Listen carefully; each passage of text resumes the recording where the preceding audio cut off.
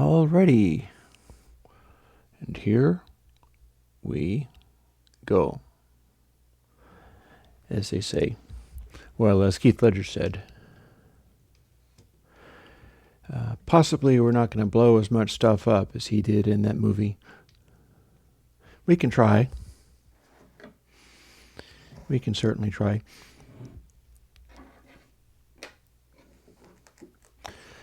I got my pieces of paper to draw on. I got my pen to draw with. And this should be rolling. I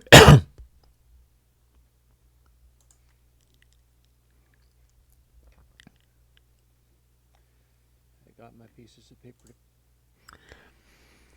So now what I'm going to do is go to a different page in case I need to look up like GitHub or something.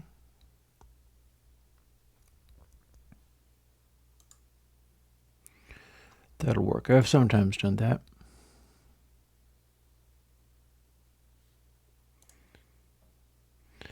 And MacAU because those are often simpler. Then stick live chat up here where I can see it. And start talking about some of the projects that I've got. Because until people show up at the live chat and start, hey, Bo, somebody showed up, and start asking me questions, I got to kind of vamp for time a little bit. It takes time for people to turn up. This is not like the Discord server, which I could probably also bring online. I just haven't tried it yet. That might be fun. If somebody who is on the Discord server, like Bo, for instance, wants to test that out, we can experiment with it.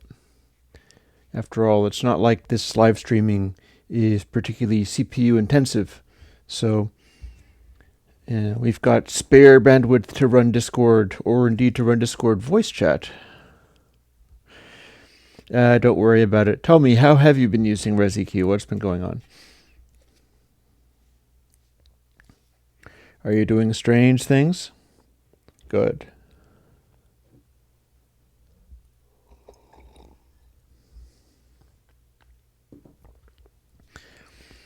I made really strong coffee this morning, so maybe I'll be having ideas all over the place. I have some ideas. I was going to start off with. This isn't really ideas. This is more the track count for my line-ins into the Motu 16A. And the idea from that is I need to start doing, like people are asking me, can you do a mix and then show me the ResiQ in a busy, densely populated mix? And it's like I don't do mixes like that. I don't do music like that. So basically I've just been doing analog mixing down to 2 tracks and capturing that into the digital. And that is how I would choose to do it. In fact, I intend to use my little perf board on Eurorack design, of which I've developed it fairly well, so I think that's going to explode outwards into lots more stuff to do in future. Thank goodness I got a decent soldering iron and a wire stripper, because that's going to make it a lot more approachable. That said, I've not been doing that stuff, and I need to start doing it. I've been choosing to... I think I remember you mentioning something like that, maybe on the plugin thread, that you've been finding stuff, resonating it, and then putting it in phase flipped. You know, a future version of that could include a inverse dry wet, which would make that just a one slider thing to do. That is possible. I probably would want to cut down the number of bands, because it's got sort of an exaggerated number of bands. I'm not sure it really needs 8. But this is what was out there. Like ResiQ is what existed before when I had that going in like 10 years ago. So it never made it to VST, so now is the time for it to become available to people. One of those ones that's always been your secret weapon kind of thing.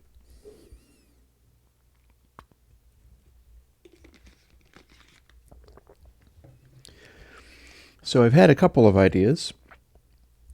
Here's one. I need to do a multi-band bit crusher. You should be able to do a bit crusher where you're bit crushing only a band, and ideally it would work like since the bit crush tends to boost gain on you, but also make it more gatey if there's a little bit of offset into it, then what it could do is automatically have the gatiness built into it. Oh, I'll be happy to tell you in a moment. Because a bit crusher has this gatiness to it if you set it up right, and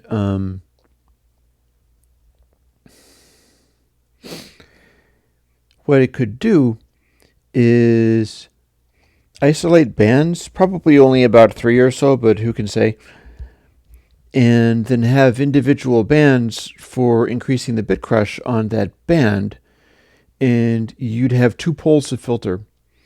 One filter to divide it up into sections, each of which have their own bit crush.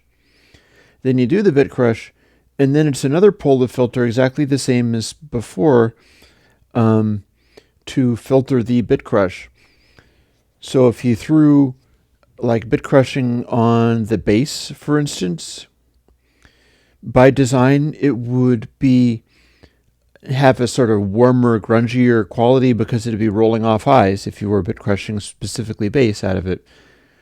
And then that would boost it, but also provide that gaty quality. And same deal for mid-range, same deal for highs. Maybe picking, because I start dealing with having lots and lots of bands in the way that I'm building these. So how it's finding the resonances is fairly simple. It's pretty much not. You're just experiencing the resonances. So you can make a resonant filter by having a convolution impulse.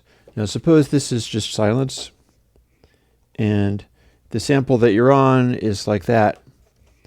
And if you have the sound of a gunshot or something like that in a cathedral, then boom, you have this waveform. And what a convolution impulse does is it takes any individual sample that's going in, and it takes that sample, whatever it is, whether it's positive like this or negative like this or small, and follows it through the length of that entire decay, amplifying it by however much the sample was. So if you got a full-on sample, you're just reproducing this wave. And if the sample after that was like small and negative, you're doing a tiny version of this entire wave phase flipped. And that's what a convolution sample does. And that's also why it takes a bunch of calculation to do. There are ways to cheat, but essentially what a convolution impulse does, and the way that stuff like my bus colors plugins work, is you have this convolution impulse, and every sample that you have coming through becomes this entire waveform, like shrunk or flipped to fit with what the input one was. And then you combine them all together again, which makes it a very appropriate place for console, because it's essentially like if this is a 4,000 sample long thing, basically what you're doing is you're splitting it into 4,000 individual waveforms that look like this at different amplitudes and stuff, and then combining them. So it's like a giant mixer. So it would work with console. That would make sense. And I will be bearing that in mind with the new bus color concepts, because that will be using the technology.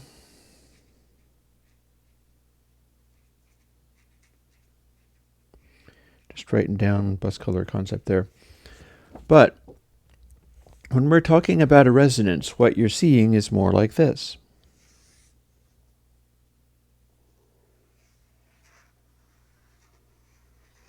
Pretend these are accurately drawn. If you have a resonance convolution filter, it kind of does this. Maybe it starts at the high point, perhaps?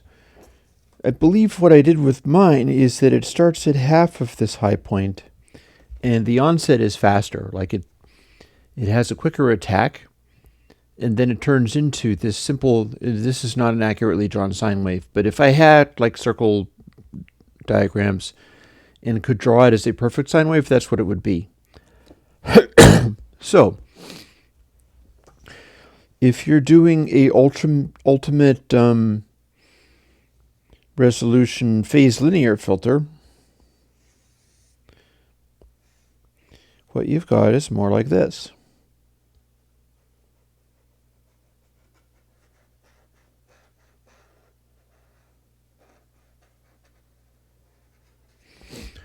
In a phase linear, well, it remakes these according to what the sliders are set as, which is why it derps a little bit when you change the sliders, because it has a lot of recalculation to do, all of which is using high math functions. So when you change a slider, any of the sliders, it's recalculating bit by bit. So the entire waveform kind of freaks out for a moment. But what it's doing is it's producing something like this. If you have one band set and it's like a mid-range frequency, it's going to do a slightly shorter attack, like about half of what the attack would be. But then transition, because that's what I thought I saw on measurements of a actual analog circuit doing a high resonance effect, is it looked to me as if it wasn't perfectly following the sine wave. Instead, it was like starting a little quicker and then transitioning over. But you generate a sine wave frequency based on the frequency you're trying to calculate. And if you set a new slider setting, like, okay, we're starting from here, and then it'll calculate out, this is a sine wave that goes on indefinitely for however long you want it to go. And this is the frequency. I'm looking for a term that involves how often the crossover point comes, and it's not coming to my head. So you're basically synthesizing a sine wave, and you could simply do that, and then you'd have your slider, and the output of the signal, instead of being a filter, would be just like, doo, it would be the sine wave that you told it to have. What this is doing to make it be a filter is it's attenuating it. And I believe what I've got is a pretty much linear attenuation. It'll hang on to the amplitude rather than being an exponential one that dies away really quick. And then at a certain point, it has run out. And that is what's called a windowing function. Rather than just having a amplitude and then it's the full amplitude sine wave until it stops, it tapers. And that's one way of making that work. So the difference is, since I have 8 bands, what it's going to do is generate a whole bunch of sine waves. This is the worst sine wave ever. Pretend it is a sine wave. All at each frequency that you want, all tapering the same way, which is also why the high frequencies are more focused, they're sharper, is because there's more cycles in the waveform that you're generating. And then it adds them all together and uses the result as your filter impulse. So it only has to run the one filter impulse, but anytime you adjust it, it has to recalculate the whole thing. And that's how we get something that's a little more complicated than just a single waveform being used as a convolution impulse. And as I was saying, if you were doing a linear phase digital filter that was, I'm pretty sure what this is going to do, the way this is specified, is a brick wall low pass, where if you've got frequencies lower than this whole amount, then it's going to just let them pass. But frequencies that are higher than whatever the rate of this one is, won't be able to get through. And the reason it's linear phase is because it dies away in both directions, both before the sample that you're on and after the sample that you're on. So this has pre-ring. Done the way that I've been doing it, this sort of analog style one, there is no pre-ring because it's only in one direction. And so it acts like a reverb impulse or something. And that's how it gets away with having this long sustained thing going on, is that it's not building up into it. It hits its sustained note is basically what it's doing, and then dies away fairly quickly. It's not at the longest convolution impulse. If it was a longer convolution impulse, it would be possible to do lower frequencies and get them accurately. But a longer convolution impulse, done the way ResEQ is doing it, which is the same decay for any frequency, would cause the highs to be so incredibly focused that they would be basically unusable. It would be nothing but a note, and whatever sound you had underneath it would be just ringing that note or not. So one possible way of dealing with that is shortening the decay for the high frequency stuff, and that would work too. Again, the ResEQ, hey Cosmic Feed, the ResEQ, a guy got me to say a naughty thing once, showing up and being greeted by me, and I'm not a bit sorry because I'm happy to greet people when they show up.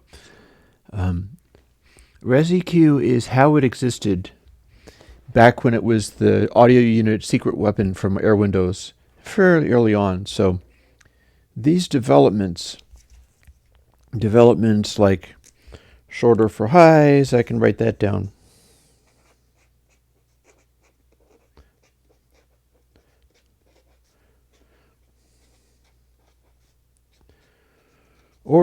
Or indeed, there are other ways of doing it. Like I can make an interesting effect by just doing the same algorithm, but calculating the position based on taps that are arranged along prime numbered intervals. So it doesn't, hey Thilk. So it doesn't have to calculate every single one. And that's what you hear in iron oxide. Iron oxide doesn't do this exact calculation, but iron oxide does do a, it's essentially doing sort of rectangular probability, rectangular functions like averages, but it's doing the averages based on prime number calculations. It's not doing every single sample that comes through. It's doing a scattering of them. In fact, it's a fairly sparse scattering, because if you pick prime numbers, they're not super duper common. They're just common enough that if you made a convolution impulse out of only the prime numbers, it's a really dense sound. It doesn't even sound like a reverb anymore. And I know this because I have tried it. If you want to play with stuff like that, what you do is you take some kind of program. At the time, I was using Real Basic.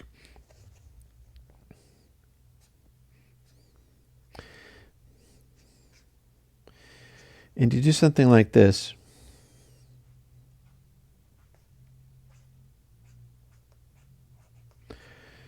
I'm writing down sort of pseudocode here. In fact, I'm going to use syntax from the Godot engine and Godot script, because why not? They have you do a logic operation like that, and then for your if statement in Godot, what they do is they put a colon after it. So it's like, the TLDR, and it's like TLDR colon, and then what you would do if it is too long and you didn't read. So it's in Godot script, it's like logical statement colon, this is what you do if the logical statement is true.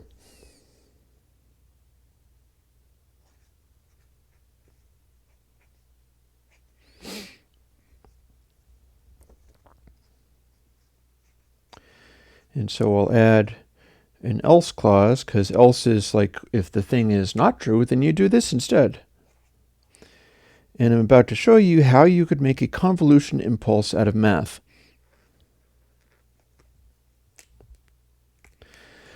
Convolution impulses don't have to be like regular waveforms that are both positive and negative, because you're multiplying the convolution impulse by the input coming in. So if the input is coming in as negative, then the convolution impulse can be like positive and the output will still become negative. So you're not going to get just one polarity simply by having a convolution impulse that is only positive. So if you did this, that says if x equals, it's very common when you say equals in a programming language that you have to say equals to compare things and find out if it's true or false, because you say equals, as you've seen underneath here, to assign something to something. So what that says is if x equals prime, and we're just going to say, like, we'll calculate out whether this number x is a prime number or not. There's math that you can do that with. If that is true, then out equals 1. If it is not true, which is else, if this is true, else means it's not true, out equals 0. And what you'll get is this output waveform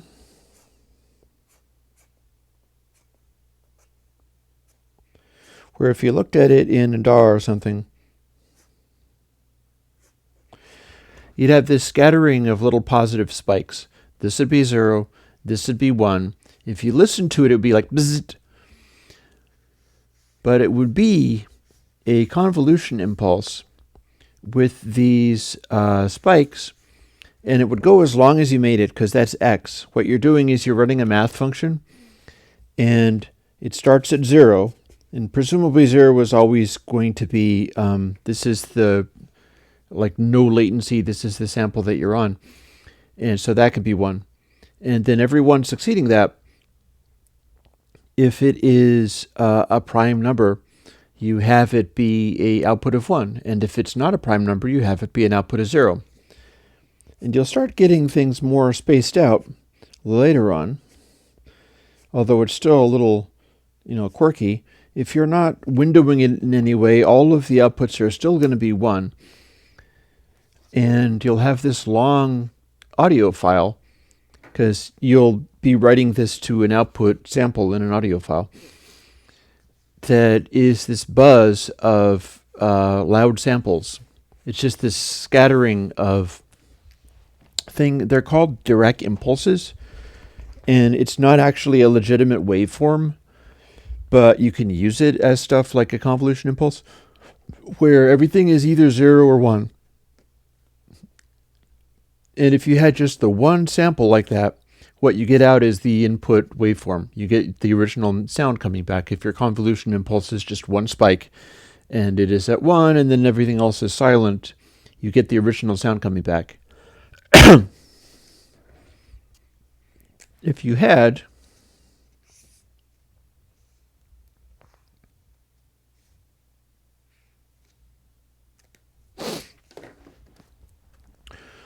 one sample, and then a long pause, and then another sample that's loud, though another sample that is 1, what you get is a delay. This is nothing but a delay done in convolution impulses.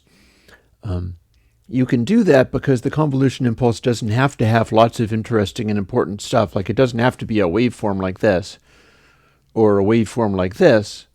It can be just, a sample and then another sample later on, and the output of that is going to be a simple delay. It'll be just this and this. If this other waveform was like -1, then that's going to be the input reverse phase. And then right after it, you've got the input positive phase. And in fact, that is kind of similar to what I did in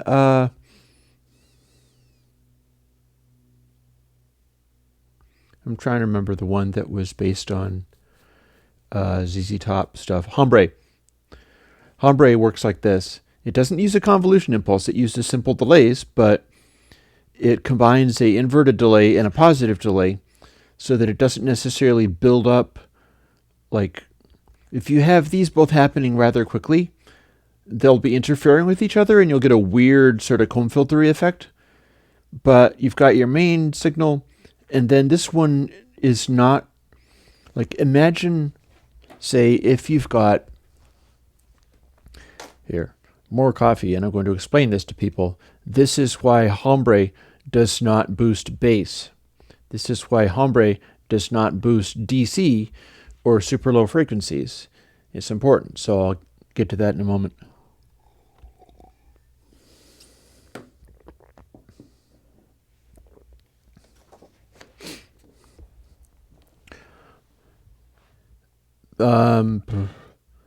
I imagined that you could do a Fibonacci series. I'm not sure how much it would work. A golden ratio is like 0.618, so I'm not sure how that would relate to making a series of samples. I suppose it's possible. The question is, how does that even work? What would it even do? And it's almost like doing some kind of a shape. You'd be doing a windowing shape, and it wouldn't necessarily do anything useful, but it could do something, certainly. So the reason Hombre does not boost low frequencies, however you set it, it just does weird stuff with the mid-range and changes things around and thickens stuff up, is it is multiple delays, and some of them are positive phase and some of them are negative phase. So if you've got a signal that is coming through and it is such a low frequency sound that as this is passing by, you're seeing nothing but positive stuff. It's like all up here. It's all near 1 because the waveform is, hey Tony, swung over to a positive region and it's kind of staying there because you're at such a low frequency. It's hanging out there for a while. Well, this does a delay that's equally as loud as the input signal, and it's negative. And then this does a delay that's equally as loud as the input signal, but it's positive. So if you have a shorter waveform, these can interact and do weird things that might be quite loud. But if you have a DC thing going on, it acts like an offset, and at a low frequency like that, these are going to be essentially the same. They're working on basically the same value. So the one subtracts and the other adds the same amount. And it'll work like that also if you have them tightly localized. Such as something like this, if you have two delay samples that are that close together, it's going to do crazy aggressive things with the high frequencies, because if you have, of course, a sample that is literally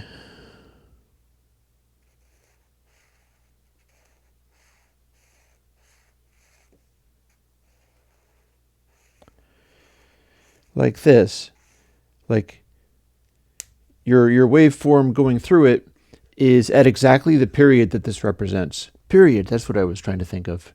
Period is a way to describe how often some kind of cyclical function returns to its beginning again. The period of, like there was a mathematical thing called period 3 implies chaos, in which they worked out that, or the person who did it worked out that if you have a mathematical function and it settles into a situation where it stably returns to the same values over and over again, but the values, there are exactly 3 values, and it'll just switch back and forth between those 3 values, then you always have a function that will produce chaos if you increase the energy going into it. And I'm gonna hang on to that idea about the energy going into it and chaos, because I have a completely unrelated thing that I've been thinking about lately that I'll probably talk about, which relates to putting more energy into something and causing chaos. But yeah, as you can see in this picture here, if the waveform that you're doing is, no, it is not. I don't have things that are tempo synced as a rule. the waveform that is going in exactly matches the spacing of these positive and negative peaks, what you're going to get at the output of this waveform is like a good twice as loud as even a regular output would be. It'd be an enormously loud peak at that frequency. For this one, if you were going to do that, or if you were expecting to see a behavior like that, it'd be this frequency that it would return the loudest possible effect. Because as you can see, it's going up and down, and at any given point, if this one is returning the maximum result and it's phase flipped, so it'll convert that into this, and then this one is also returning its maximum result, and they're going to kind of overlay over each other because the waveform is repeating itself, so they'll combine, and your output is going to end up being like here and being significantly louder. And again, if you have a low frequency sound that is just effectively going straight across, because it's changing so slowly that it's as if it's not changing at all at these speeds, then this configuration of delay taps, the positive and then the inverted one, will end up not boosting it at all. They'll cancel out completely and there will be no echo at that frequency. So what you're doing is essentially making a echo or reverb arrangement where you can have a high-pass filter built into it. It'll essentially do a high-pass filter for you as part of the configuration of delay taps without you having to do anything. Which makes it interesting thinking about, like, if you have your prime number arrangement, and again, I have tried this, and the thing about it is, much like with iron oxide, I'm not sure iron oxide has a concern about this. If you're trying to use it as a reverb impulse, literal prime numbered sample taps are too finely grained. It acts more like a kind of EQ or something. You don't hear anything as far as reverby qualities, no matter how far out you stretch it, because they're simply too densely packed. And it doesn't even work like early reflections. It just works like a solid, well, it sounds kind of like iron oxide in a way. You'll get a averaging effect because there's so much of those taps in there. And as such, it's useless as a reverb. So what you do, and this is represented in a downloadable thing that I've got somewhere. Oh, Chris, don't behave like a bad YouTuber that's coming reading my... do I have to turn this to top chat, Chris? Chris Cadwell is one of my normal viewers here, so test, behave. Also, you distracted me as I was explaining something that people can have and download. Shame on you. How dare you? Test. In order to make a prime number sequence act like a reverb impulse, what you have to do is stretch it out. You multiply it. So instead of being like, 1, 3, 5, 7, etc., you're doing like 100, 300, 500, 700 samples, 1100 samples and so on. And those individual things are not themselves primes, but the spacing of them is a prime. And you can also get really fussy and try to space the things out, but also have them be prime numbered. If you're getting really fancy with that, it's better to have it as just a lookup table and not try to calculate it out, because it'll start grinding the plugin to a halt. But you can space out the delay taps much longer. And spacing out the delay taps much wider does give you a reverb effect. And let me see if I can find where I've got this hidden. I probably can post stuff to my own, especially if it's set to live chat. I bet it will let me post something.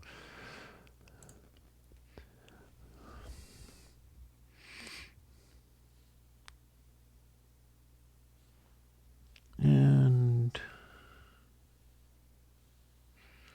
search.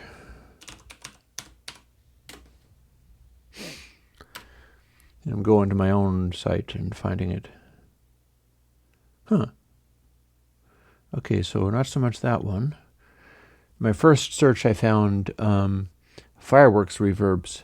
That is not actually what I'm talking about. Fireworks reverbs was in 2011. I will post this, and you could tell me whether... Oh, and a guy made a Logic reverb installer for it, but I'm not going to be Logic only with this stuff. But see if that's clickable and works. That is to a post, and then you click on the thing in the post, and that should be a zip file that hopefully will work. I'll try it. Hopefully, yeah. I don't think it's going to kill my stream too badly. That is download. This is upload. Fireworks Reverbs was made by going out with a recorder on July 4th. I think it was July 4th. The place that I live, it could have been July 5th or whatever, because in Bellows Falls we do Old Home Day for fireworks. And I should check to make sure that I'm still streaming okay.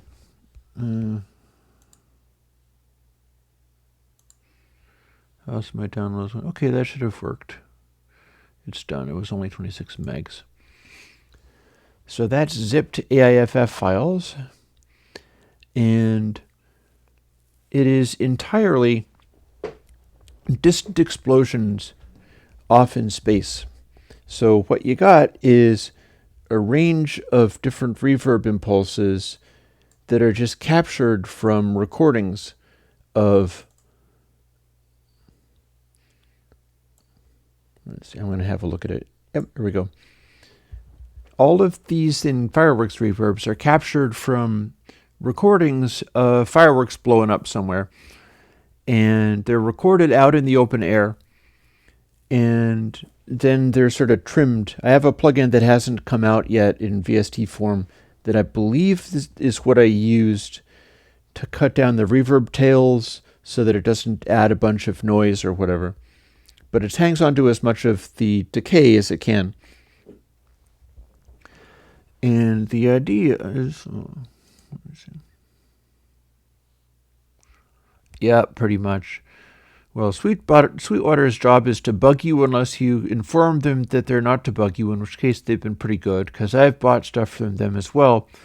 And they don't tend to call me and bug me very much. They did have a guy call me and bug me saying, I'm your new sales representative. And I'm like, yeah, fine.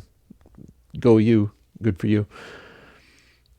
You know, like the Christopher Nolan with the lighting guy, like, oh, great. Good for you. So this firework reverbs is real acoustic events. They're all incredibly dark. They're all very distant, and some of them are weird, and some of them are very strange, or there's there's captures where the firework that was going off was one of those multiple ones. It goes... So if you capture that and then use that as a convolution impulse, it's a chorus-like thing. It goes weird. And that is cool. This is not really for normal purposes, as it says. But what I was searching for was something else that relates to the conversation we've been having. And I can post it, and then you can have the thing that I was telling you about. So let me just keep chasing.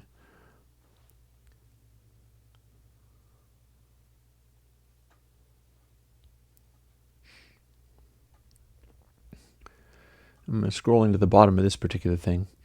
And I believe I will get... Yep.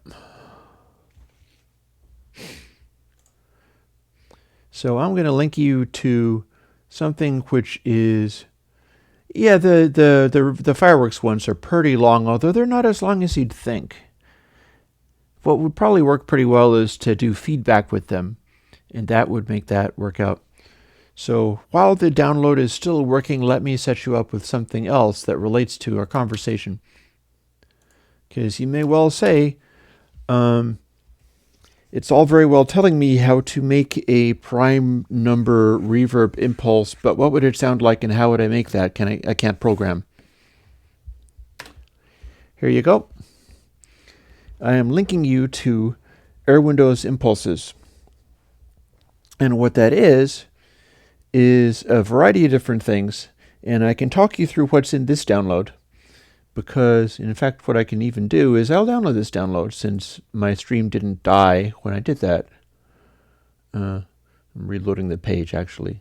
Let's actually download the download. Here we go. This is not all the prime number thing. Instead, what it is a bunch of generated stuff and some things that I just had lying around that I doctored into weird things. So, airport terminal is what it says. In fact, I'm going to find out whether I can play these. Let's find out. We'll fire up.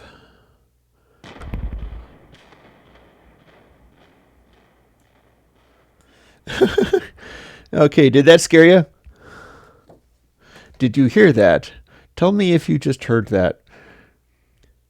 Yes, it might be alarmingly loud. Did I just fire off a big explosion and scare the hell out of everybody? Because I scared myself.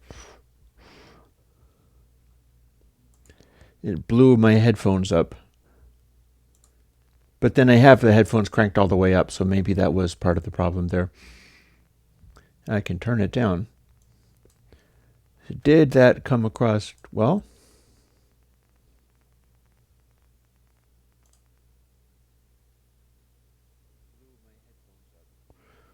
Oh. It wasn't very loud for you? Okay, my headphones were cranked. That's why I did that. But it seems as if that means I can actually demo these things, and that's kind of fun. We'll have some fun doing that. So, I'm going to play that again. Oh, Tony, you didn't hear anything? If I do this, do you hear it?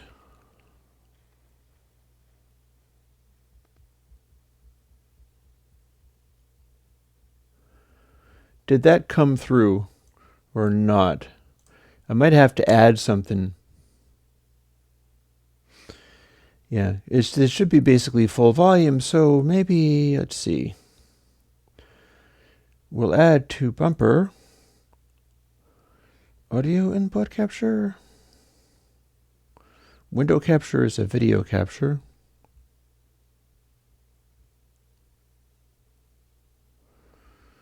Yeah, I'm not sure if that's going to work. I'm trying to learn how to stream, and it will work in a IR Reverb plugin.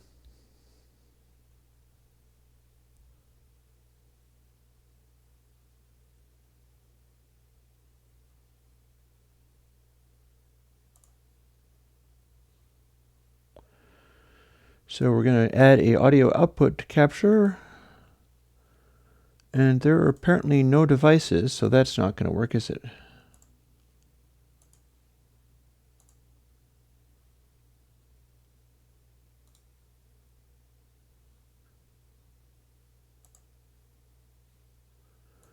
I'm removing... Oh, no, I don't want to... Might as well have the phones because the microphone sits on the phones. Let's see.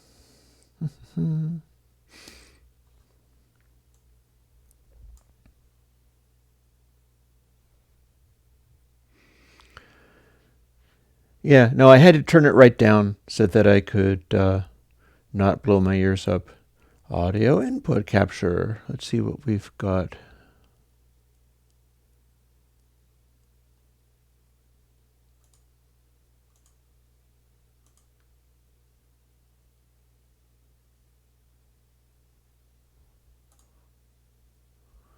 We'll do a game audio capture and configure it.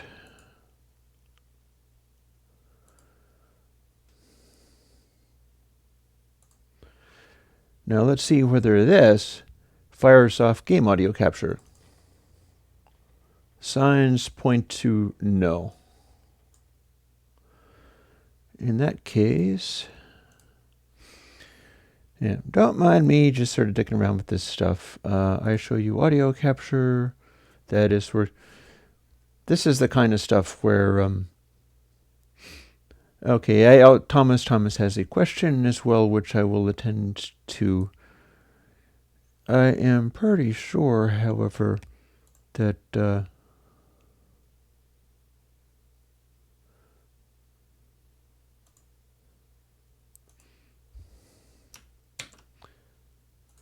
I can assign cog to something. Yes, here's how you configure this kind of stuff. I set output on the program that I'm using, and it says built-in output, and I can switch it to I show you audio out capture. Now you can hear it, and maybe I can't. And that might have been a bit loud. See, now I got you with the loudness. And if I set it to multi-output device, now what I can do is play this, and we both hear it.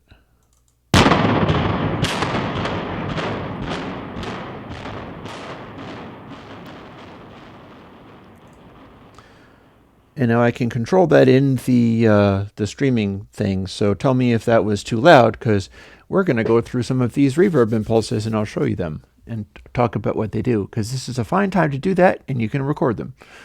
I mean, you can download these. I've linked you to them. It's up in the thread. So we can switch right over to that.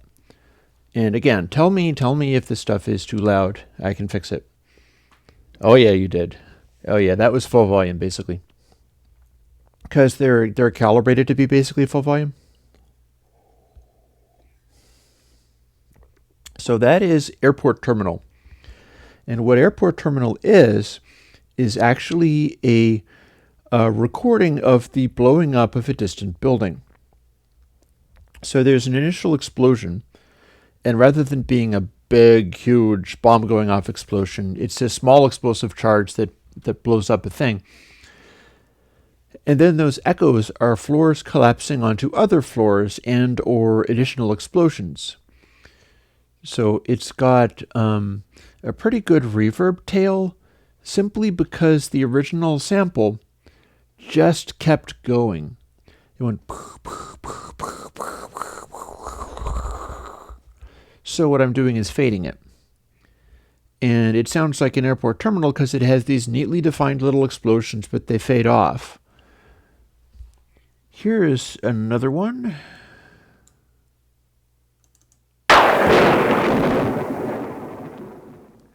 Castle Thunder. That is a famous thunder sound effect from long ago. That's like a 1950s effect. And it's like a thunderclap, but it was recorded with a really cruddy microphone. So what you get with that guy is that noise. And you'll get a old spooky ambience. And it's got a lot of coloration to it because in order to have a full range reverb effect, the explosion also has to have a full range. Like in order to have low frequency rumble, the explosion has to have low frequency rumble. If you set it up so that it only, and I wonder whether this, I think if I load them all up, then it will just play them all in a row, which I don't necessarily want to do. Maybe I can change that though, make it easier. Repeat none, shuffle off.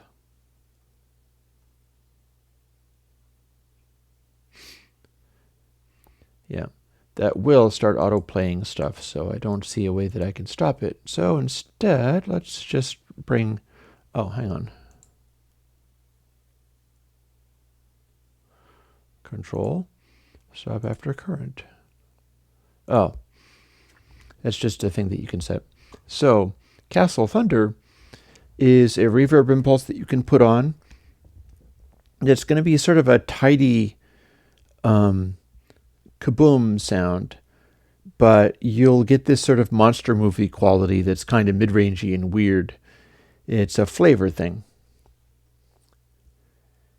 So in addition, yeah, that'll just make everything go if you use an air horn sample. I'm going to show you some of these other crazy things.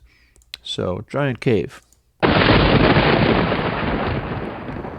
That is another treated thunder effect. It is much more wide range, but what you got to understand about reverb effects is that normally the initial sound is really loud. The boom, the attack is loud, and then it drops off real quick. That's how reverb impulses normally go. So if you have something that is as stretched out as this, it's got really strong character, but it just kind of drifts and hangs. And it sounds like, what I said about it was that it sounds like ultimate caves would sound, which real cave impulses don't really sound like that. They die away faster than that. This one sounds like endless caves, this infinite space kind of thing going on. And it's not really caves, it is thunder. Here is another one.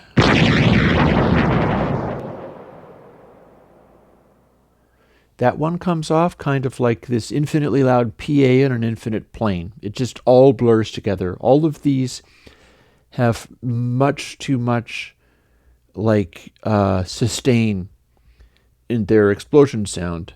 So when you start using these as reverb impulses, they start becoming like, 50-second infinite sustain things. You can't really put these in a drum bus because you'll just lose everything immediately. The drum bus will turn into like, and that's all you will have. Oh, hey, Dimitifavi. Yeah.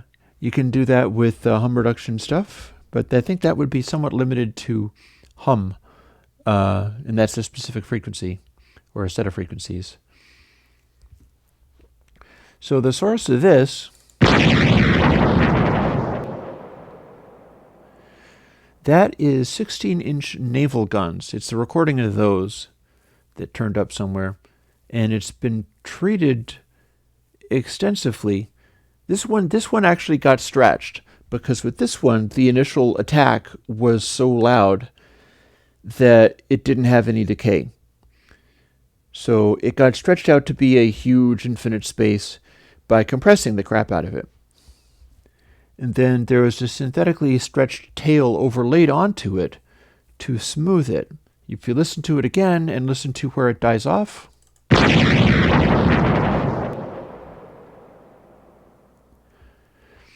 the decay part is fake. And the idea is that it smooths. This one apparently is good for pads, which I can easily believe. Then we've got, I described this one as, this sounds like a concert 3,000 miles away so loud it explodes the sun, which of course is Disaster Area from Douglas Adams. It is Outdoor Blast-Off.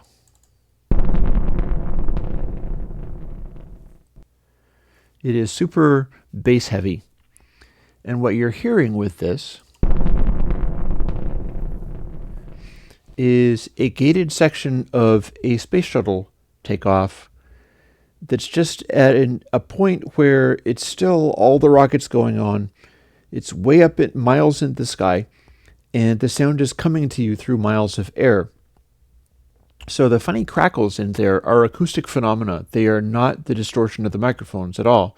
Instead, that's what happens when impossibly loud sound goes through huge quantities of air, is this.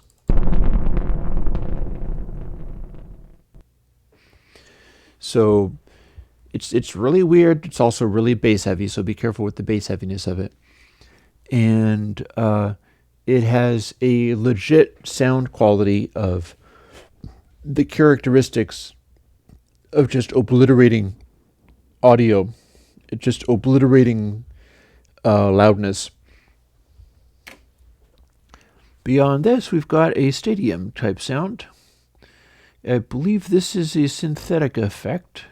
I called it outdoor stadium, and this is using a variation on the sine wave, not sine wave, the prime number generation thing, where I made a thing that just started spitting out numbers, and telling the output sample, like, okay, if this is a prime, then this is 1, or something like that. It would stretch out, and this is a very long sound like that.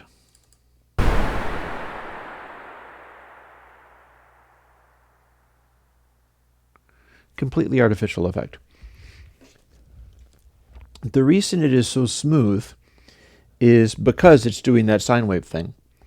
Like, I said on this, the synthetic impulses are not made with the Foxenko ray tracer. I wrote dedicated software to generate them. And this is what it was. It was this way of going like, if this is a prime number, then give us an output, and then it would taper away quietly, probably with a linear behavior or some variation on that. And you get this. This is an entirely fake noise.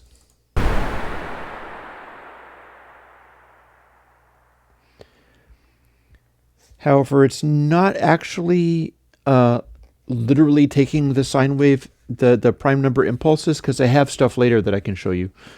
Prime is what I called it. That is what you get out of that, and I'll show you what that is. This is more like a noise behavior that was generated with my software. I think I still have the code around somewhere, so I could like open source that too. It's just not C code, it's real basic code from back in the day. You get this.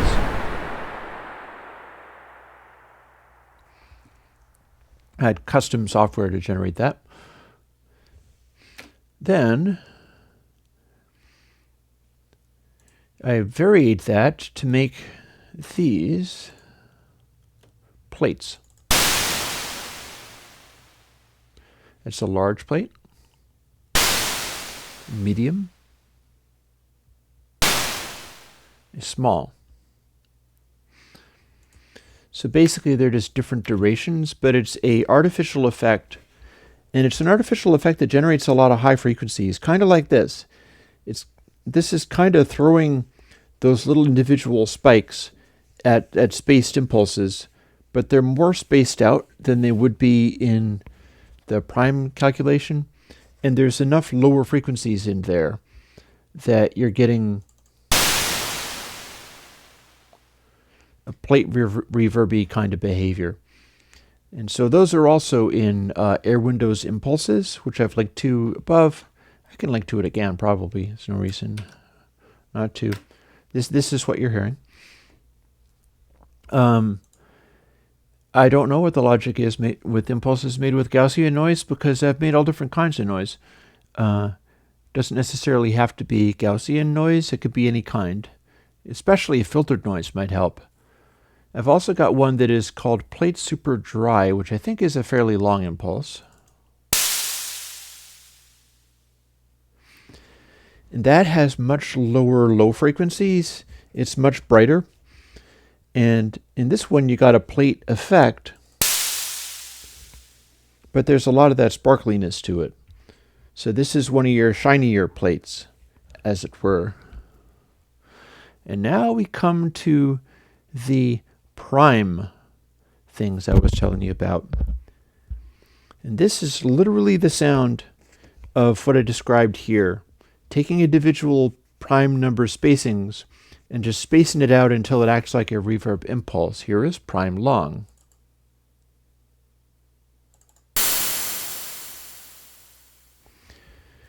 What you'll find is that for stuff that is very low frequencies, it's completely colorless.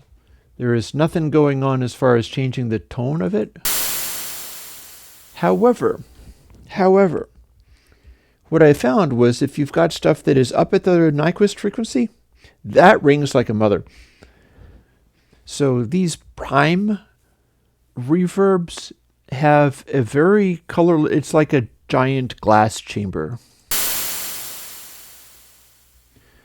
And it's made using this algorithm. Just generating prime numbers and spacing them out enough that it behaves like a reverb impulse. But it's carefully calculated to just do that, and you get a lot of brightness out of that behavior. Then there's a medium and a short, and you can use those as well. But again, like I said, some of these ones like plates and the other kind, even if they're synthetic, handle some of that stuff better if you literally take the prime numbers and return them as just impulse spikes. What you wind up getting is something that doesn't behave naturally at super high frequencies. Instead, the super high frequencies ring. They sound artificial and kind of bad. And you can also do an extra long, which is the same deal over again. It's exactly the same tone. It's exactly the same texture. It'll just sustain for longer.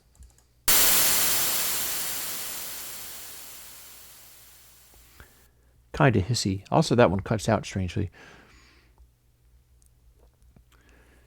So, yeah, I am able to show you, and let you download the thing that I was talking about. That's why I started doing this in the first place. And then we'll quickly go through some of these others and show off the firework reverbs. Here is a thing called Room Concert Hall. Some kind of kaboom. I'm not exactly sure where I got this. I might have generated it synthetically. But it's got a nice sort of concert hall thing going on. It can be bass heavy too. I got a room, a huge room. So this is not as bright and shiny as the prime ones, but it is still synthetic. I'm not exactly sure how I made that happen. I did something clever with that kind of stuff. Part of it might simply be generating stuff with random walk. Is you can generate pink noise or brown noise in various ways. This stacking up of individual impulses is one way of doing it. Doing literally just white noise, which is random samples, is another way of doing it.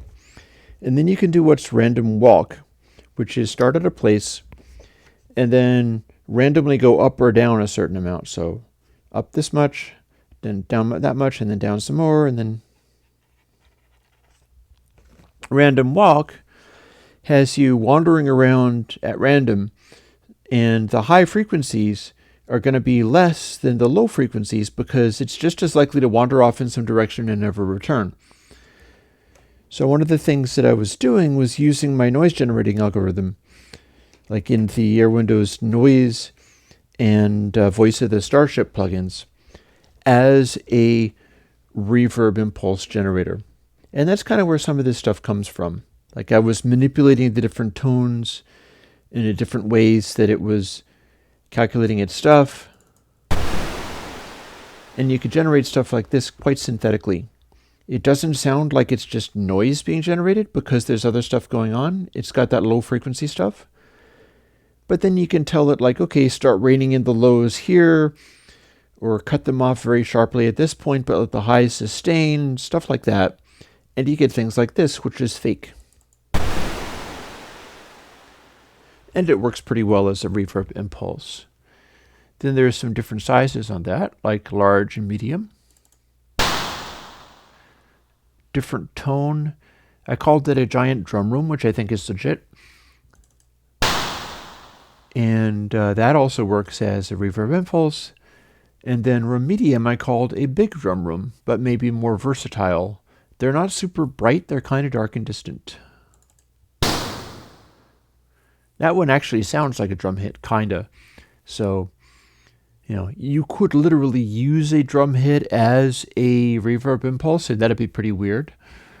It would make the snare sound, if you used a snare sound, it would make the snare sound pretty explosive. But this is like a extended snare hit.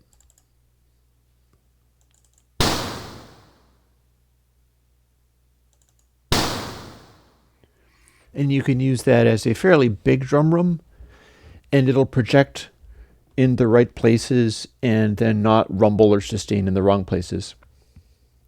Then I have a final one for this collection called Room Pool. So it can be, this is 4.3 megs long. And if you use this as an impulse, well, your impulse, your convolution reverb has to be able to handle something this big, first of all. But this is completely synthetic. So the reverb tail doesn't add any noise or unwanted sounds. And it also has a better controlled bass, so it can be a lot louder than something that's just building up lows. But it is completely and totally synthetic.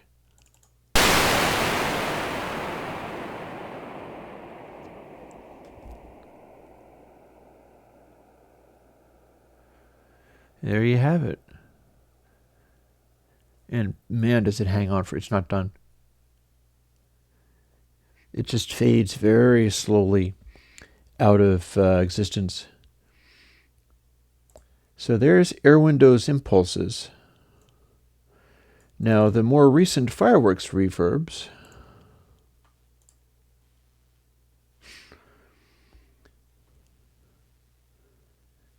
and I can go to that post and start seeing what that one says.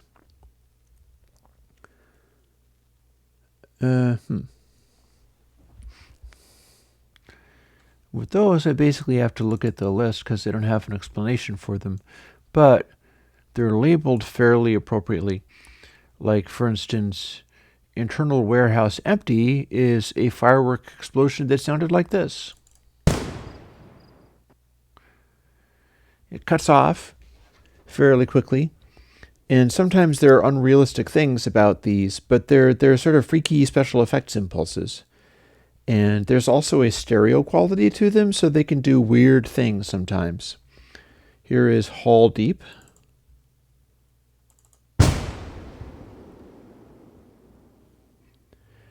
So if you use that as a reverb, it's likely to be pretty dark, but it's also pretty naturalistic. None of these are especially, they're not bright and shiny like the synthetic ones were. I've got that covered with the original Airwindows impulses. So the idea is to have these for weird stuff going on. That is a Hall sound, but it's a Hall sound that'll do strong, weird things to the stereo image, so you want to be careful with that. Here's a Caves. You'll notice there's a little noise in the end of that, and that's part of what you get with these, the naturally captured reverb impulses that are actually fireworks. Is if somebody made a noise in the background, well, you're kind of going to hear that too, and it's going to affect things. That little squeak will come through. If you're making stuff like this, that also matters. Like if you're making reverb impulses and trying to do stuff with them, you can make stuff up and have it be interesting. But you got to bear in mind, extraneous noises are going to have a big effect. Here's a dungeon. And there's a little click. And anything that you do as far as the sound is concerned is going to echo with that little click. You'll hear it sort of in the end of it, like.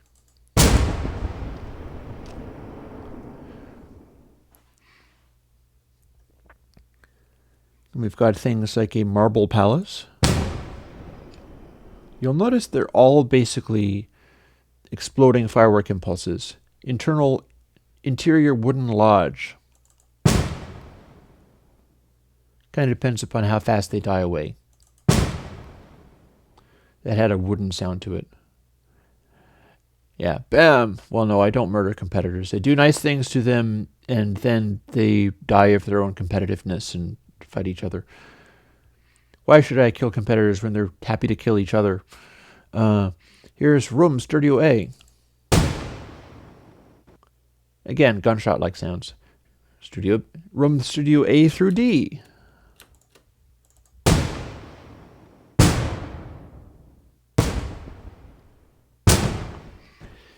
You can kind of hear the similarities here, where they're all clearly the the same type of noise, but I've named them in accordance to what the effect makes me think of. And it's not always that, these are still the fireworks impulses. They're all kind of like that. Here's a boardroom. I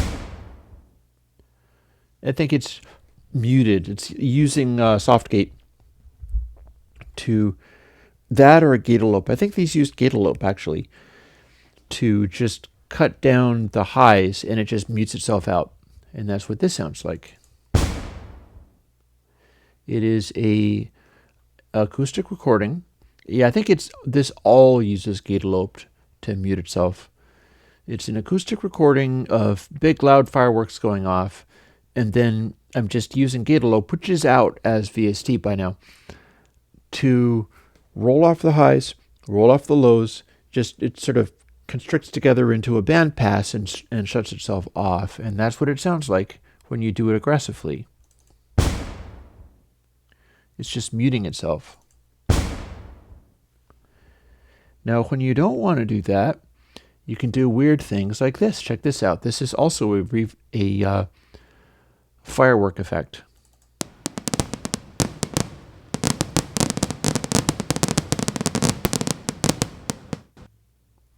So what would that sound like as a reverb impulse?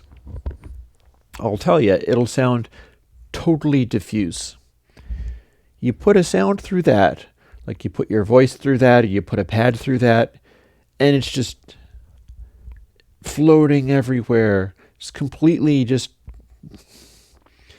distant, weird, shimmery noises and stuff. And I haven't been using that nearly as much as I could have. I've got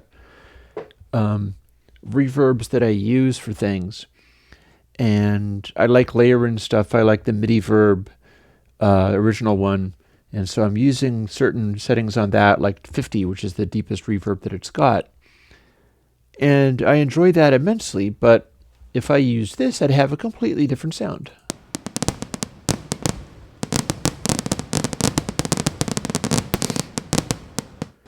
I call it chorus totally diffuse because if I took, say, a small group of people singing something, as long as it was a drone, because it's going for so long that it's impossible to do anything else other than drones with it, it would just sort of blend into this enormous chorus of just endless space.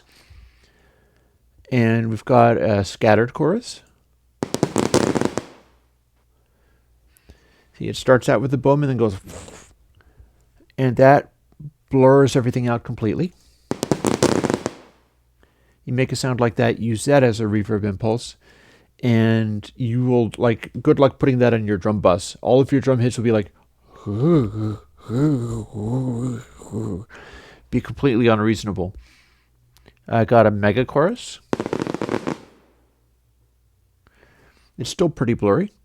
I got a loose chorus.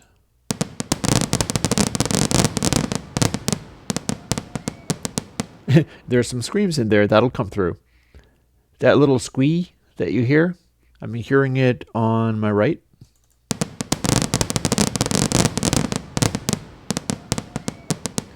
That's going to come through. If you're doing something like this, be careful for little extraneous noises because they will come out in the reverb impulse and you'll hear them very, very clearly. And last chorus being the celestial choir. So that happened to be a burst of firework explosions like that with a space after them that was big enough that it would work kind of like a reverb impulse. So it's a bit like a combination chorus and verb.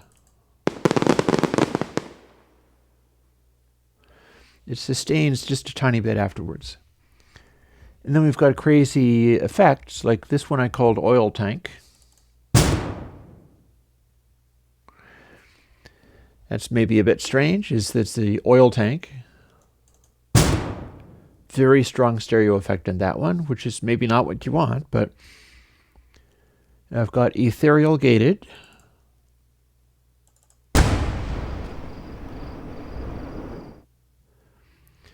We've got, and the reason that's ethereal is it's got some funny sort of high frequency sounds like the cricket in there and the way that it sustains.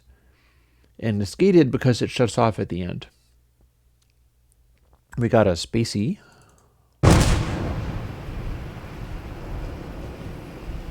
That's just weird. You'll find that's deeply unnatural and strange if you try to use that for anything. Spacey return echo. And I've even got a rockabilly slapback.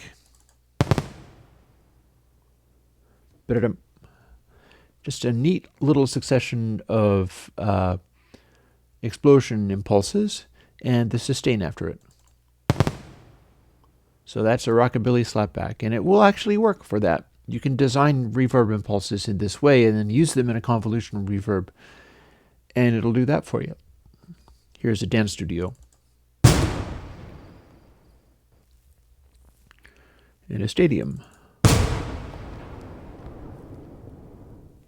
You notice how they're kind of similar, but the stadium has the sustain afterwards. And yeah, this is, I can quit cog.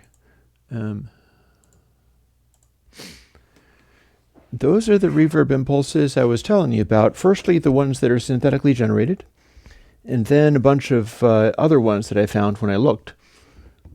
So it's fun to show that stuff off a little bit. I need to re-expand my window a little bit. Now, having finished with that, let's see whether I got chased a number of people away by blowing things up at them, which is understandable. At this stage, I'm going to ask if we've got any questions about things, because I've still got 45 minutes or so, and I've still got other subjects that I can get talkative about, and indeed ideas that I have for stuff that I can do that would be good. In particular, I have an idea for a clap plugin that might be good.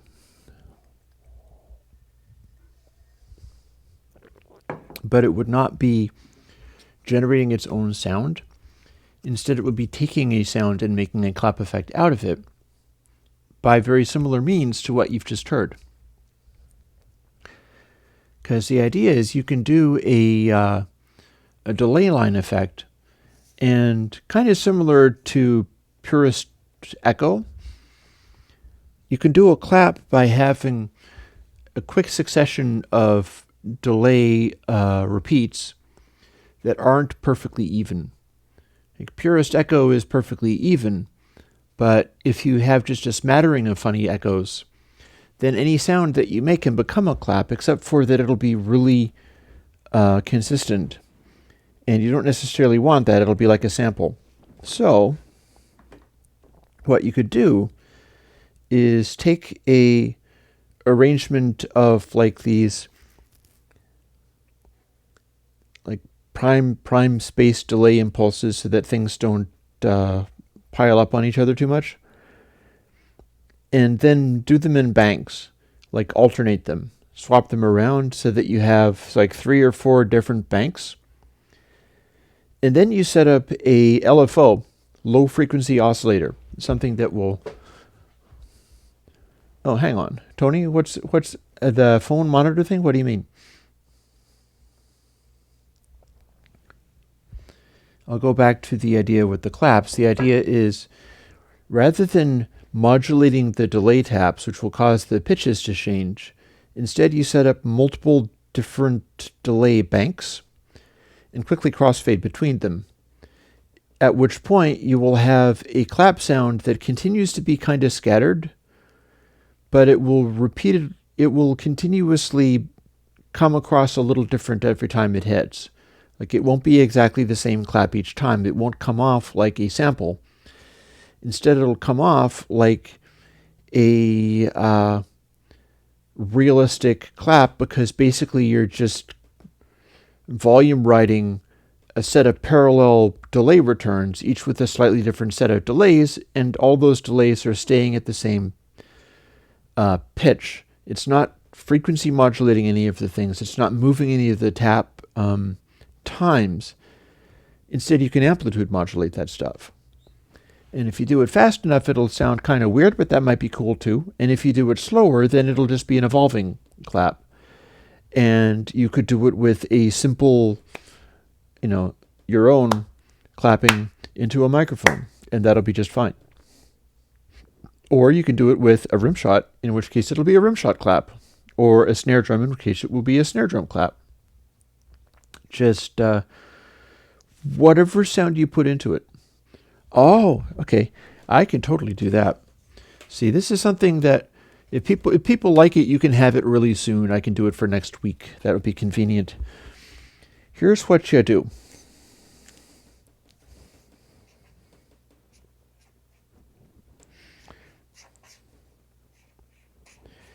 If you have speakers,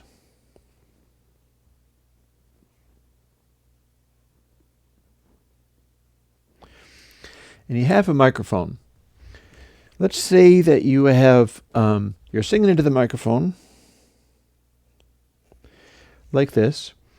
You're being nice and not pointing the microphone at the speakers, because that will just give you all of the feedback ever, or at least it'll have the speakers bleed into the microphone. Or you're wearing headphones, and the headphones are open ear headphones, meaning that you can hear yourself. Like these are closed ear, so if I take off one of the headphones, I can already hear myself a little bit better. And if I was wearing open ears, I would be able to hear my voice quite well, even without turning on, without monitoring. And the thing is, if you're recording into a computer, maybe you don't want to be doing any monitoring, because there'll be some delay on it and latency on your voice can screw you up big time. There are some singers, I think that Peter Gabriel may be one of them, who just can't relate with closed ear headphones and singing. They just can't do it. And it's because, and this is back in the days of analog, and he still had trouble. In the days of digital, he would have no chance whatsoever. And if you get the Classic Albums DVD dedicated to the recording of Peter Gabriel's album So, you see how he did it. And how he did it was like this. He put up a SM... Here, I'll use this as a tighter little diagram.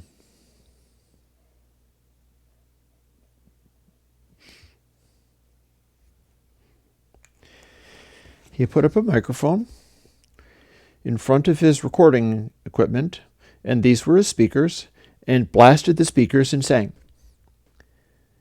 And the reason that worked is because he used this technique that I'm telling you about, that I can make a plugin to make it more easy to do. So if you've got a full mix here, and it's left and right, and your microphone is here, you're going to get a bunch of bleed. But if you have it, they're both mono, it's going to be like a phantom center.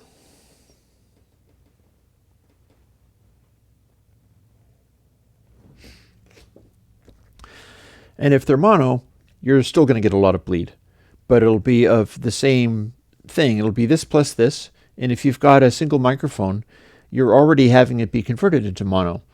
So basically, you're hearing stuff with your actual ears. We'll take off these headphones and just have them be ears sticking out. You're singing into that, probably fairly close to it. Yep. I would not be surprised if Bono does it, because he does use things like SM58s, I think, is Bono's thing.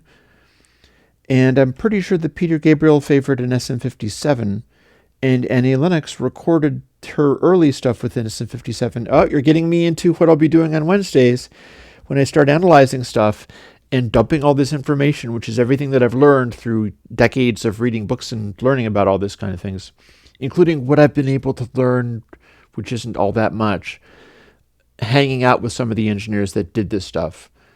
They don't necessarily dump their information easily, but when they do, I tend to remember. So what you do is flip the phase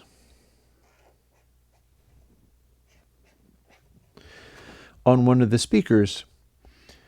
And if you did that and still kept it in stereo, it wouldn't change a thing.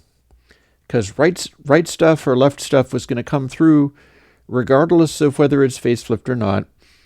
And it'll still come through in the microphone. But if you then flip the phase of one of the sides after converting it to mono, you put it to mono, and then you put it back out to the speakers. So you're doing a mono mix, and then, yep, I thought so. And then you're doing it through stereo speakers, but you're flipping the phase of one of the speakers. An interesting thing happens, and I've experienced this, recording a song with a guy. This is one of the only musician other than myself on my Crush All Boxes website.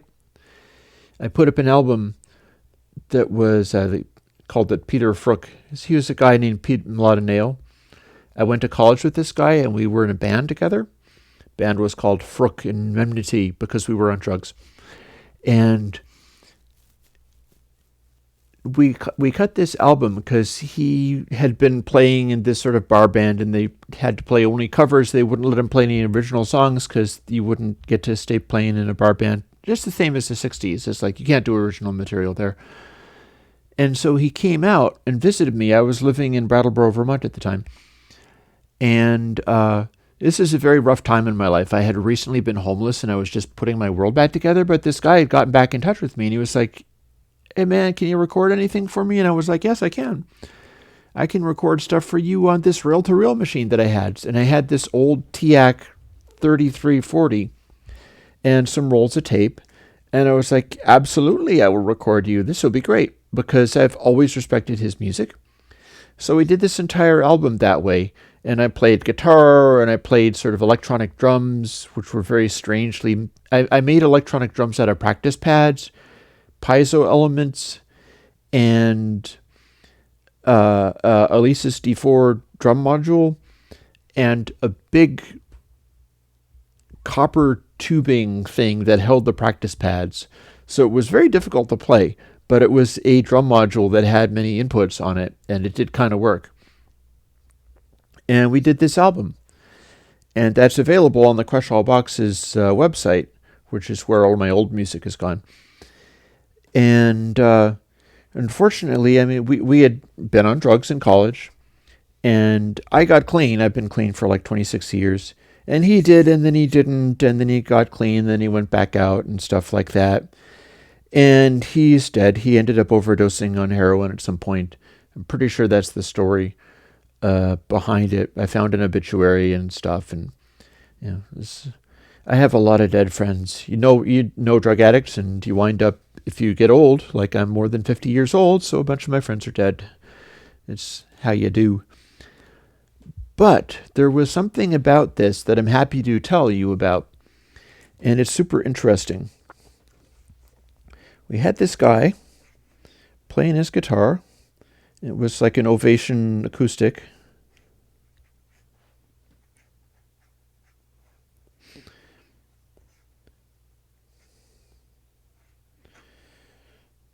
So here he is. He's a stick figure guy like XACD. He's playing an acoustic, and he had set it up with a... he's singing into... I was recording stuff into a plate reverb with a microphone stuck in the middle of it. And that was an interesting concept. But basically, it was like a giant PCM. Effectively, it was a microphone. So there's your microphone. And we had an amplifier.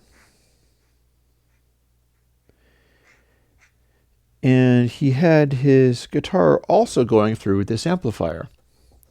And here's the interesting thing, and this is something that you can do also, is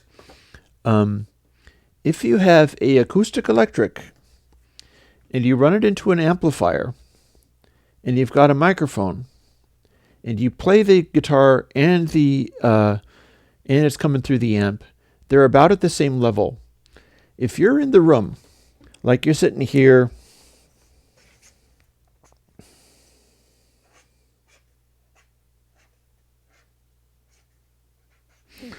you're sitting there listening to it, it sounds completely normal. It sounds like the guy's playing a guitar in the room. However, you record it through this microphone. When you're doing this, you've got, here, I'll draw a line. This is not just an acoustic, this is an electric acoustic. So it's going around and connecting to that as well as having the sound hole. So this is the electric acoustic, and you can hear its acoustic sound, and then it's also being amplified through the thing, and then the dude is singing. You can get a marvelously clean recording of the guy singing, and then when you listen to what the guitar is doing, there's an incredibly heavy flange effect on it that you did not hear in the room. It's fascinating how that works. And the reason is you have two ears. And your two ears pick up the sounds and sort of triangulate them and figure out where stuff is coming from. Like your ears are doing this, and then they're doing this, but you're also hearing sound bouncing off the wall, and you're hearing sound bouncing off of the floor, and your ear makes sense of all that. Like when your ear is hearing the sound of something in an acoustic space, and it's bouncing around and stuff, and your ear makes sense of it all. It figures out, like, this is what the thing actually sounds like. This other stuff that is going on is just echoes and reverb. Even if it's a small room, you're still figuring that stuff out. Then with the microphone, even though you still have the same room reverberation, the microphone can't do that at all. The microphone is one point of collection, very narrowly defined. So if the guitar and the amp are moving relative to each other, you have a super intense comb filtering effect going on. It'll be like, it's beyond tape flanging. It's acoustic flanging. It's insane. And it's an amazing effect to do. And if you have to have an acoustic instrument and then a way of miking it and having it come out as another sound, ideally fairly closely matched. And you'll have this insane flanging, but you won't have heard it. Yeah, it'll be exactly 50%. So the volumes should match perfectly. And it's astonishing. And that is why this technique works. Because what you're doing is you're setting it up so that you have a mono mix. This is a phantom mono here. You're putting the mono mix into two speakers and flipping the phase on one of them. Now, the speakers are already behind the microphone, so they're already kind of, the microphone's hearing what's in front of it more. You're pointing it away from the speakers, and so that's good. But the stuff that's bleeding into the speakers, this is one point of collection. You can still hear it because your ears are making sense of it. It'll sound a little bit phasey. It'll sound a little bit backwards. But you'll still be able to plainly hear the stuff coming out of the speakers almost at the full volume of if it was in mono. But then the microphone won't. The microphone will cancel it out completely. And the way to do it is very simply, L and R. You convert those to mono and split them back out to any configuration.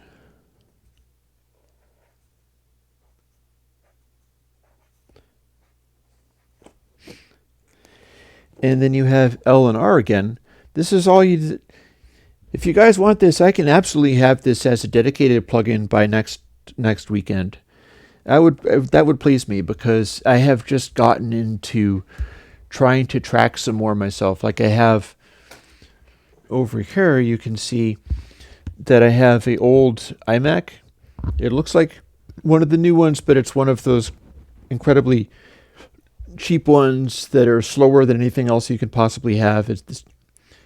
It's okay, but I still need to replace the hard drive on it. I bet if I replace the hard drive on it with a SSD, it'll be able to do 16 tracks easily, but it probably can't run any plugins except for mine.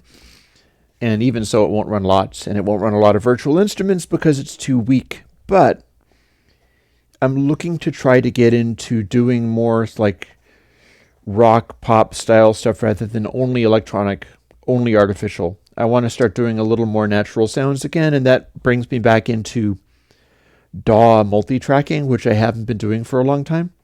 And I think people would like to see that because, frankly, I'm doing plugins for DAW multi-tracking, so I might as well. So I'll be using stuff like this if I come up with anything that I want to sing, which is its own challenge. That's definitely a problem that I have, is I have a hard time coming up with a voice in terms of being a songwriter. I can chat to you for 2 hours, but if you ask me, like, what would you sing? I'm at a complete loss. But then part of it is, I was looking at a review from a guy who goes by Todd in the Shadows. I like this guy. And he was reviewing the one-hit wonder guy that made Walking in Memphis.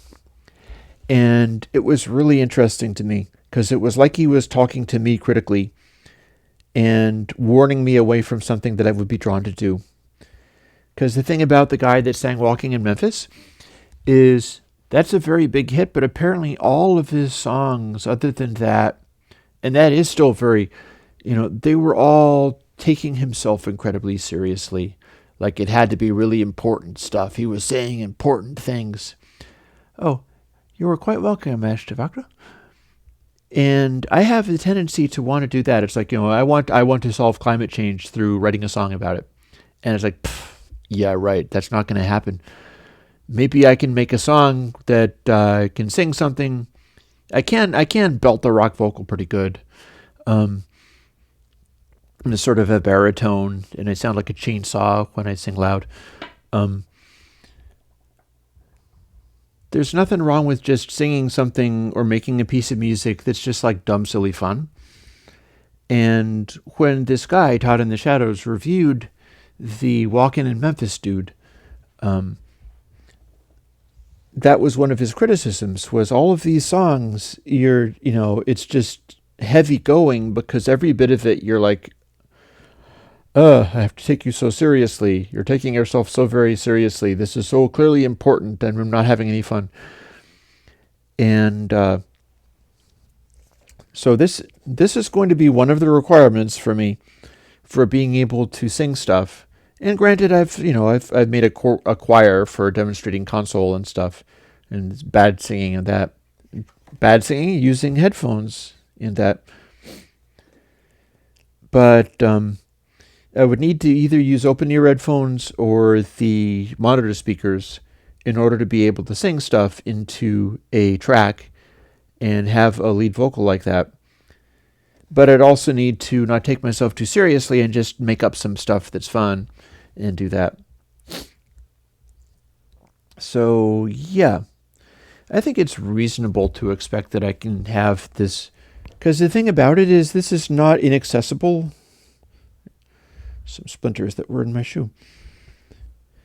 It is not impossible to do this already, but it doesn't have to be too complicated. I think you'd need several different versions of gain trim plugins. Like you could do it in stock Logic, and you do it by like several gain trim plugins stacked on top of each other, and one of them would make everything mono, and then it would make everything stereo again, and then it would flip the phase, or that sort of thing. And it doesn't need to be nearly as complicated as that. This should be one of those things where it's like, okay, plugin looks like this.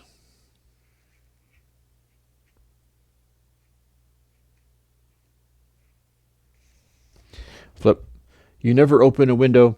You instantiate it, and it lights up when you're using it, and then you shut it off if you're not using it, or you take it out if you're not using it. And it doesn't need to have anything, so it's a perfect Airwindows thing. I like having that stuff where they don't do anything. Or they don't have any controls, rather. Well, Bo, I think I may have just solved this for you, and so you can use this technique using a cumbersome pile of utility plugins, as long as your DAW makes these things possible. And if that's too cumbersome for you, or if your DAW does not offer utility plugins that'll let you flip face in only one side, I will make that plugin. You can have it next week, and you can go from there. And open plugins, open headphones. If you kept your head perfectly still, you would have like literally no bleed with this, because it would be exactly the same kind of speaker. It'd be in front of that.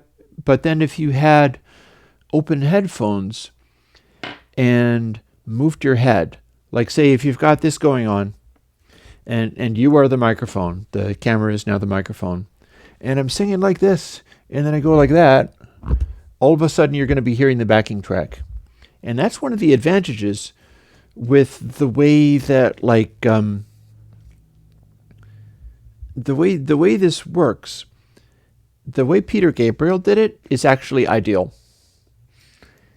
in that he's got stereo speakers, they're sitting on something, they're physically mounted, and he's got let me sure that I'm closing this so I don't dump water on that. You got your microphone there.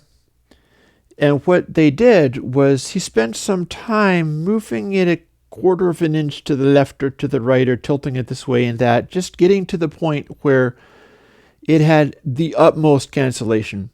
And of course the room echo is going to have an effect, because it'll get into the room echo, but you don't have to get the direct sound from the speakers, or indeed the first bounce off of the console, if you position it just perfectly. And it would take a certain amount of fiddling, but if you have an external microphone, you can put that on a stand, get it to the right place, and then you can move around it all you want and it'll be fine. That's different from using open-ear headphones, because if you're using open-ear headphones, you're either going to just tolerate a certain amount of high-frequency stuff bleeding through. Because what's going to happen is if you tilt a little bit, you'll have the same effect that we saw here with the guitar and the amp. There's going to be a flangey effect in the highs coming through as you start to tilt your head. And that's not necessarily all that bad, because high frequencies need to be fairly directional to be picked up, and the open-ear headphones are going to filter some of that just a little bit, because it'll be firing to the sides rather than firing at the mic. But it'll still be fairly faint. Like if you move your head with headphones on in front of the mic, the more you move it, the more stuff will bleed through. And if you hold your head perfectly still, it's not going to bleed through hardly at all, but you're winging it basically. You're not going to be hearing the faint flangey effects you're adding. And maybe in some cases it might even be cool. In some cases maybe you'd want that, because it'll be this faint flangey effect that's just a sort of tone color, and it'll be in mono as part of the lead track, as part of the lead vocal, and just a sort of little delicate filigree with a very small delay, to delay the time that sound takes to travel from the headphone to the mic.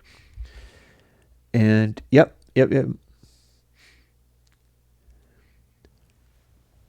Well, one of the things, Tony, about doing this technique, and again, the technique of either having headphones or this mono to flipped face thing, you won't have to cut lows in a mix. Lows will cut themselves. Lows will be the first thing you lose doing this. And if you're using the headphones and cranking those up, then the headphones are still out of phase. It'll maybe be weirder listening on headphones than on speakers, because on headphones, your ears are not actually able to reconstruct the sound from the acoustic environment. With speakers, you're counting on the fact that the microphone is going to isolate out the raw sound sources and cancel them as much as it can. Whereas in headphones, it's going to cut down the loudness of the backing track that's coming through. There's probably still going to be a tiny bit, but your ears don't get to make the sound back up out of a room sound. So, yeah, I would... you know, but the thing about the headphones is if they are out of phase, it's going to be hard to turn your head far enough where you'd be able to let bass come through. Even if you've got bass coming through the headphones, the bass is out of phase, so it's going to be super hard to get it audible at the mic. Because even if you tilt your head a little bit, what's going to happen is you're going to have this flangey effect, which is going to animate. It's going to flange and move as the spacing differs. And that's all super high frequency stuff. At the most straight on thing, it's canceling everything. And as you tilt it, it's like you're going, through zero flanging. Flanging where it sweeps up and then cancels out for a second and then comes back down. That's what this is. Especially with headphones, if you're tilting them or moving them. If you're moving away from that center point, which is through zero flanging. And, yeah, I promise you'll have that next week. That is a great choice for me to do.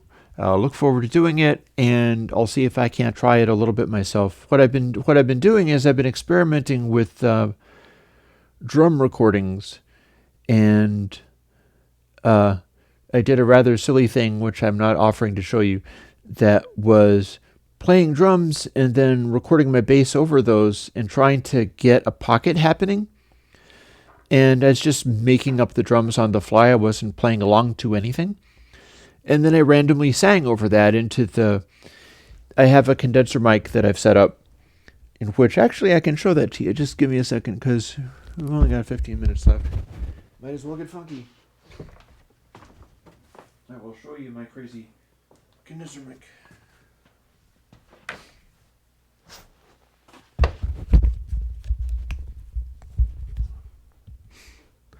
Here's my crazy condenser mic.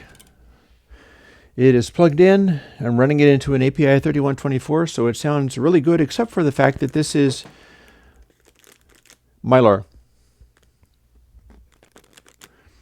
So there are two things that are happening here. One, this is Mylar with the silvered side on the inside. This replaces the screen that it had in it.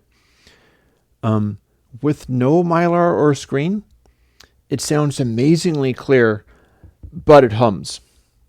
Part of the reason for having that metal around it is to cut back noise and hum. And when I went in I'm going to remove the screens and make it really acoustically transparent, I was like, yeah, I'll make it really hum. So what this does is the opposite. This is like space blanket material. It's really heavy Mylar compared to a condenser mic element. And this completely and totally kills the hum. Like this current state of it is going into the API incredibly low noise floor. It's super well behaved as far as that's concerned. But this material is so heavy that it's kind of muting high frequencies rather a lot. So this is a dark condenser mic under this circumstance. And I could try to maybe cut holes in there to let bass and stuff through. And it's also rigid enough that if you're talking into it or whatever, your voice has to move it. Any sound has to move this structure of crumpled Mylar, and that cuts bass.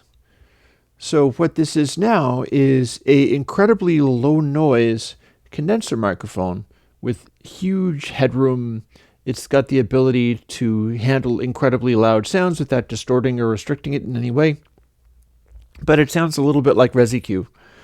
It sounds just so super mid-rangey, and I'm still deciding whether I'm happy with that or not. And one thing that I can certainly do is uncrumple this part at the front and cut some kind of little hole there so that maybe just a tiny bit of hum gets through, but it will let through some highs and lows and stuff. And I'll just design it like that. And that might work pretty good. It might be a good workaround. But that's what I would be singing into for doing this new tracking. And it might be what I would be singing into for doing this tracking with these this technique, because what I'd be doing is putting it like here, and then having the speakers blasting away, or playing away, I'm not sure if it'd have to be blasting away, with the face flipped in one of them in mono. And if I did that, I'd get a little bit of bleed through because it'd be bouncing off of the back wall, which is at a bit of an angle, so there would be a touch of bleed through in the room acoustics. And the room acoustics would quickly become just the bleed is the room acoustics. But the raw sound, this is already cardioid and has pretty good rejection off axis. And then if it's face flipped, it would reject it really well. And I could just zoom in and get a good loud output out of this. And I think that would work super well. So yeah, I would say that Bo, if you're trying to do this and you don't like the headphones and stuff, I'll make this plugin, try it and see whether it works, and see whether or not it helps to do the speaker version and positioning the microphone really carefully. Because that's the thing, is using headphones, it'll still bleed, but it'll bleed only at high frequencies. And if you, like, do you dance around like Michael Jackson when you're doing it? Because if so, that's going to cause lots of bleed as your angle changes constantly. But if you stay positioned the same, the bleed, and also bear in mind, if you're getting bleed in the high frequencies, what you can do is not monitor as many of the high frequencies. See whether you can still sing, and that might be something to add. In fact, I'll add that to the idea, especially since this headphone thing, and that means it'll have to have a filter, but that's fine. Especially since this headphone idea bleeds first in the highs.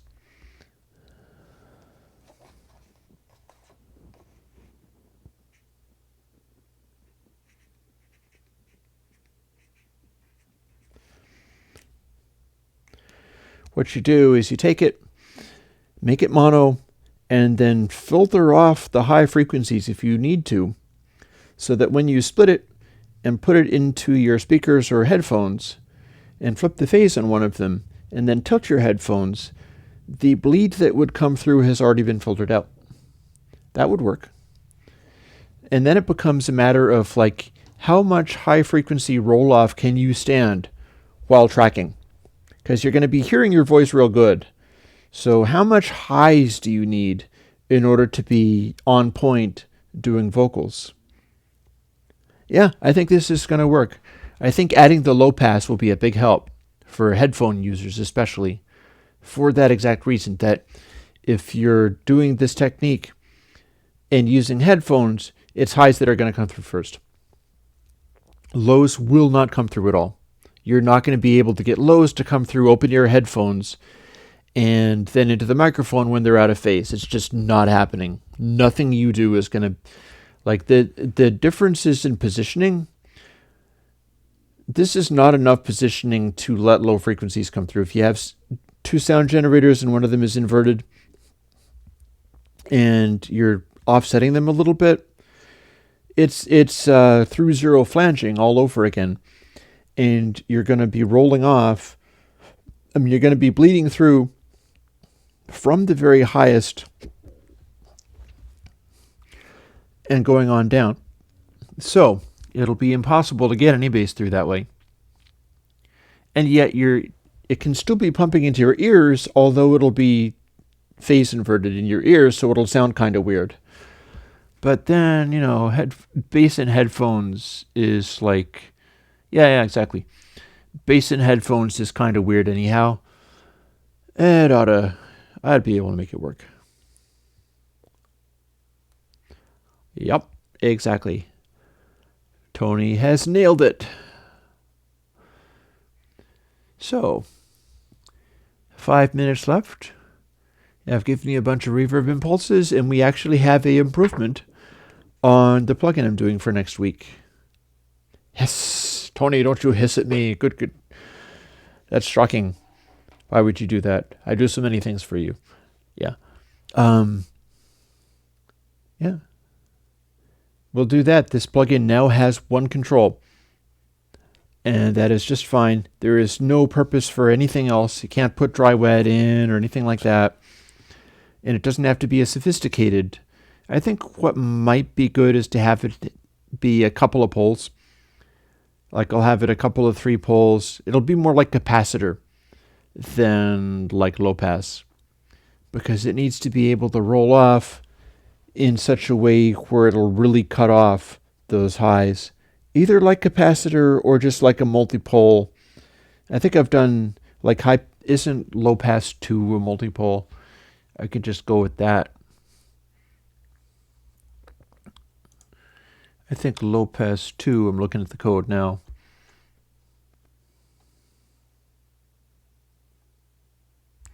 Yep, low pass 2 has up to 4 poles. That's the kind of thing I'd be wanting. So basically that's how that'll work, is you'll be able to use the low pass to just snipe out whatever higher frequencies are bleeding into the microphone and no lower. And that ought to work pretty good. Yeah. Oh, as far as de-essers are concerned, I do still need to revisit my DS. It is still good. I don't think it is not good, but I am aware that people doing, especially pop stuff, often need to have a de-esser that'll work on the S's real effectively, but super not touch anything else. And the way I do stuff like that, I often want to have a more gentle transition band where it'll cut in the DS, but it'll cut in the DS so gently that you really won't notice it engaging or disengaging. And to make it have a real sharp distinction between S's and anything else is about having it be a much more abrupt transition band, and you might start to hear artifacts, but it would be able to keep all of the highs at any moment that wasn't literally an S. You could make it very sharp and abrupt so that it would kind of click in at a certain point. And, that might be desirable for some cases. It might not. I want to put it on a control so that you can dial in the amount of it that you want. Because I've been listening to a song recently, which I think is rather good. The same fellow that I was talking about, Todd in the Shadows, reviewed this, and it was quite interesting. He did a review of the Mike Posner song, I Took a Pill in Ibiza. And it turned out super interesting because that is not a deeper, insightful guy, one would think, because his original song was like, Don't You Dare Be Cooler Than Me. But then he tried to do this acoustic guitar songwritery thing about how he was trying to impress Avicii, and then just felt a lot older and didn't actually impress anybody, and his life is kind of garbage because he was a one-hit wonder and then sort of didn't go anywhere, and now he's busy trying to keep up appearance. It's an interesting song. And then a Norwegian duo, electronic music duo, got hold of this and turned it into like a tropical house track that is gorgeous. And the voice is perfect on it. And one of the things they did was they didn't increase the pitch, but they sped up that voice quite strikingly. So it fits with the 100 BPM house music track, and the original, they took a 75 BPM singer-songwriter song and isolated the vocal track and used that. So his pitch is unrealistically quick and deft. He sounds like your ultimate pop singer, but strangely fake. And one of the reasons it works so well is because everything they're using on it, including if there was any de-essing or whatever, you don't hear it dulling anything. It is one of those ultra sparkly pop vocals, and it's just super in your face, but it's slightly fake. And the things he's singing about are very kind of heart-wrenching and intimate, and just these hard admissions about himself, but it's in this lush texture of a background. It's just an interesting combination of things, and that would not be as good if they were using a de-esser that dulled stuff a little bit, because part of what makes it good is just the sheer amount of glitter and gloss on everything. You'd notice if anything dulled out.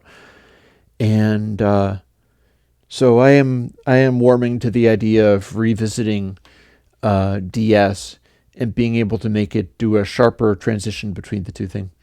The artist that did I Took a Pill in Ibiza is Mike Posner. And if you've ever seen the video, you'd never forget it, because it is the video where he has a giant papier-mâché head that looks like it's like trying to force a smile, and there's deep bags under his eyes and stuff, and just from every angle this head looks sadder and sadder. And they're showing this guy wearing this enormous papier-mâché head. He's supposed to be tripping, which he was at the time, in this nightclub setting, and he looks so out of place. And again, from every angle, he looks worse, and it's totally reinforces the whole concept of the song. Like it does the song way better than the singer-songwriter version could do, by making it glossy and posh and elaborate. And then this crazy thing with the mask, it just puts across everything about what the purpose of the song is super well. And yeah, it's got 1 billion views, this song. Sometimes when you do stuff really well, nobody much notices until you die. But then sometimes, if you do stuff really well, it blows up. And that's one of the cases. A 1 billion view song. And his earlier song doesn't have nearly that many views, so it's interesting. The one about how he's sad because he was a one-hit wonder is the one that was the enormous, humongous, massive smash. Also, he had gotten clean and sober at that time, which is like, cool, go him. All right, so TH Wath, I will see you later, and it is time for me to log off as well. So tomorrow I'll be doing some kind of music thing. I haven't really decided what yet. And my stream is now labeled Airwindows Stream no matter what I do, so I don't have to worry about it was always coming out wrong. And I will have that monitoring thing for next week. That is a promise. That feels within my capabilities. I'll be able to fit that in. So, as such, I will talk to you guys later. Bye-bye.